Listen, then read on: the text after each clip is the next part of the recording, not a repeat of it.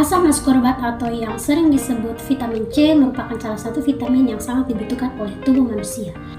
Vitamin C memiliki peran dalam aktivitas metabolisme tubuh dan juga berperan sebagai pembentukan kolagen intraseluler. Kandungan vitamin C yang tinggi pada buah dan sayur, contohnya vitamin C pada buah-buahan yaitu buah buni, jeruk, apel, tomat, dan nangka. Sedangkan pada sayur-sayuran yaitu kentang, sawi, kol, asparagus, dan cabai. Apabila asupan konsumsi vitamin C terpenuhi akan terhindar dari penyakit yang diakibatkan kekurangan vitamin C. Asupan vitamin C sehari-hari rata-rata 30-100 mg yang dianjurkan untuk orang dewasa. Namun, kebutuhan vitamin C setiap individu dapat berbeda. Akibat dari kekurangan vitamin C, antara lain akan mengalami sariawan yaitu bibir pecah-pecah, bahkan badan menjadi lemas, kejang otot, kurang nafsu makan, perdarahan gusi, mulut dan mata menjadi kering. Banyak orang mengambil tablet vitamin C yang dijual di pasaran karena dapat menggantikan vitamin yang ada di bahan alam. Asam ascorbat atau vitamin C adalah salah satu zat gizi yang berperan sebagai antioksidan efektif atau mengatasi radikal bebas yang dapat merusak sel atau jaringan, termasuk melindungi lensa dari kerusakan oksidatif yang ditimbulkan oleh radiasi. Vitamin C sangat mudah larut dalam air, sedikit larut dalam alkohol, dan tidak larut dalam benzen, eter, kloroform, minyak, dan sejenisnya. Sifat yang paling utama dari vitamin C adalah kemampuan mereduksinya yang kuat dan mudah teroksidasi yang dikatalis oleh beberapa logam terutama Cu dan Ag. Vitamin C lebih stabil pada pH rendah daripada pH tinggi. Vitamin C mudah teroksidasi terutama apabila terdapat katalisator Fe, Cu, enzim ascorbat, oksidase, sinar, dan temperatur tinggi.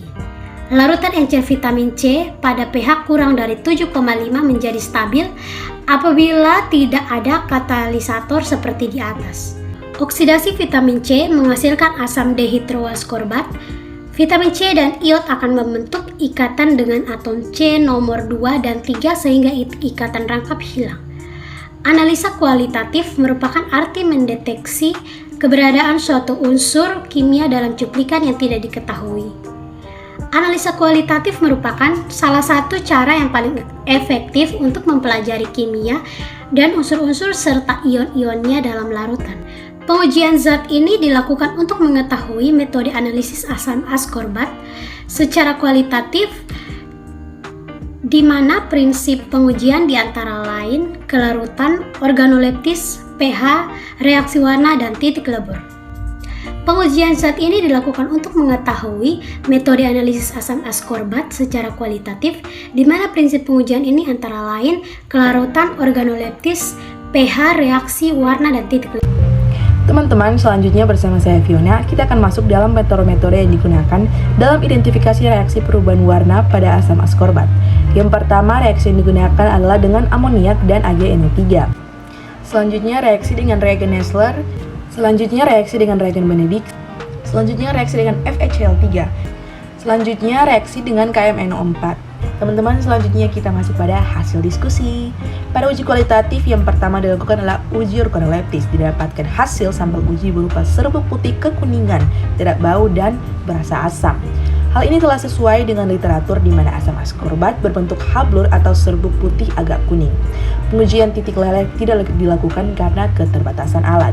Namun menurut Farmakopeia 4, titik leleh asam ascorbat adalah 190 derajat Celcius. Sifat fisika dan sifat kimia asam ascorbat terutama ditentukan oleh posisi atom C pada strukturnya. Nah, selanjutnya akan dijelaskan oleh teman kami Dila. Identifikasi kualitatif lain dari asam ascorbat adalah dengan pengukuran pH dan kelarutan. Pengukuran pH yang dilakukan menggunakan pH universal menghasilkan pH sebesar 2, sedangkan untuk kelarutannya, hasil yang didapat adalah asam ascorbat larut sepenuhnya dalam etanol, air, metanol, dan aseton. Dalam kloroform tidak larut. Asam ascorbat sendiri memiliki sifat polar karena memiliki gugus hidroksil yang banyak. Pada hukum light dissolve light, zat yang bersifat polar cenderung akan terlarut dalam pelarut yang memiliki gugus polar, karena muatan parsial positif pada pelarut akan berinteraksi dengan muatan negatif dari asam askorbat. Muatan parsial negatif dari pelarut akan berinteraksi dengan muatan positif dari asam askorbat. Untuk metanol dan etanol, perbandingan pelarut yang digunakan lebih banyak digunakan etanol untuk melarutkan asam askorbat karena kepolaran etanol yang kurang dibanding metanol. Asam askorbat tidak terlarut di dalam kloroform karena sifat kloroform itu yang non-polar. Untuk menentukan gugus fungsi, dapat dilakukan uji warna pada sampel asam askorbat. Pada reaksi warna yang pertama, reagen yang digunakan adalah amoniak AgNO3. Setelah sampel dilarutkan dalam air atau etanol, reagen ditambahkan dan campuran dipanaskan pada suhu 100 derajat Celcius selama 30 menit dengan maksud untuk mempercepat reaksi. Pada hasil pengamatan terlihat adanya endapan abu kehitaman dan larutan menjadi coklat kekuningan. Warna hitam yang muncul menunjukkan adanya potensi reduksi sampel. Hal ini terjadi apabila terdapat atom karbon pada cincin berdekatan yang memiliki gugus hidroksil. Kemudian uji warna yang kedua menggunakan reagen Benedict. Sampel ditambahkan 0,5 ml reagen Benedict, kemudian dipanaskan dengan water bath pada suhu 100 derajat Celcius selama 30 menit.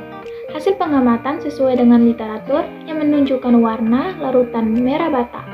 Maksud dilakukan pemanasan adalah untuk mempercepat reaksi. Warna merah yang terbentuk menunjukkan agen pereduksi kuat yang memiliki setidaknya 4 buah gugus OH pada cincin non-aromatik. Sifat pereduksi asam askorbat ini dikarenakan adanya struktur radial yang berkonjugasi dengan gugus karbonil dalam cincin lekton. Asam askorbat sebagai reduktor kuat mereduksi ion Pb2+ pada reaksi Benedict menjadi Pb+ yang menghasilkan endapan berwarna merah bata. Kemudian uji warna ketiga menggunakan reagen Nessler. Sampel asam askorbat ditambahkan 3 tetes reagen, kemudian dikocok dan dipanaskan pada suhu 100 derajat Celcius. Pengujian ini diamati tiap 10 menit. Maksud dari pengocokan adalah untuk mencampur reagen dan sampel, sedangkan pemanasan dimaksudkan untuk mempercepat reaksi. Hasil pengamatan menunjukkan terbentuknya warna hitam pada larutan setelah pemanasan. Hasil ini sesuai dengan literatur karena warna hitam dapat dihasilkan dari senyawa yang memiliki gugus hidroksil pada posisi orto dan para, serta senyawa dengan gugus NH, NH2, dan NH pada rantai samping alifatik. Dalam hal ini, vitamin C memiliki gugus hidroksil pada posisi orto dan para. Uji warna yang keempat menggunakan reagen FeCl3NH4OH. FeCl3 dibuat dengan pH 6-8 dengan penambahan amoniak. Hasil pengamatan menunjukkan terbentuknya warna ungu kehitaman pekat. Asam askorbat sebagai reduktor kuat akan berubah menjadi asam dehidroaskorbat dengan mereduksi ion besi 3 pada FeCl3 menjadi ion besi 2. Penambahan NH4OH untuk mengatur pH larutan berada di antara 6-8 karena reaksi reduksi FeCl3 semakin jelas pada suasana netral hingga basah.